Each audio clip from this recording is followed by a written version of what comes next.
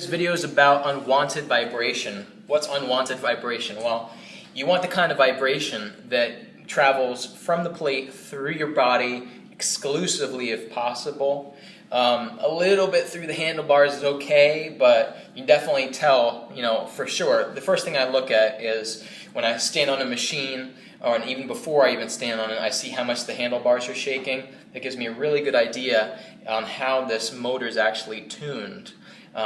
Is it transferring most of the G-force through the plate, or is it traveling through the whole frame and resonating the frame? It should just be resonating your body, not the entire frame. Okay, you can tell a lot about a machine, both not standing on it and standing on it. So the other way you can tell the quality in the components, how the gears are tuned, all sorts of different things like that, is to put a few different machines that you've tried on the same speed setting or the same hertz. Let's say we try 20 hertz, okay? And one machine weighs 90 pounds, one machine weighs 160 pounds. Everybody's always asking me, always thinking, oh, I should just get the 160-pound machine, it's heavier, it won't move. Not necessarily.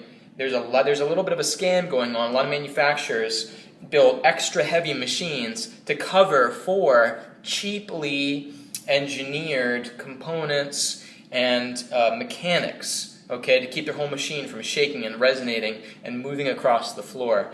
I've tested some, there's really only a few brands, but I've tested some that are around 90 pounds, 100 pounds, somewhere around that, and at their highest frequency, there's hardly any shaking. That's a pretty light machine, by the way, okay? So just even standing off of it, it was hardly moving. Meanwhile, I've tried other machines at the same weight, same speed, and they're shaking, they're moving all over the place, probably would do damage to the floor, okay? But again, yes, of course, there's machines out there that also weigh a lot and have good engineering, but in generally I've found that those are usually the machines that are about $3,500, but more closer to like $5,000 up to $10,000, $15,000. So that's basically a test. The other test is when you actually stand on the machine and you, again, see how much the machine is shaking. You space your feet out onto the edges of the plate. You see how the machine, if it shakes or if it's fine. You can tell a lot about how a machine handles weights. And then the other thing that I also do is I take on additional weight. I take on additional barbells and things like that, and then see how the machine performs.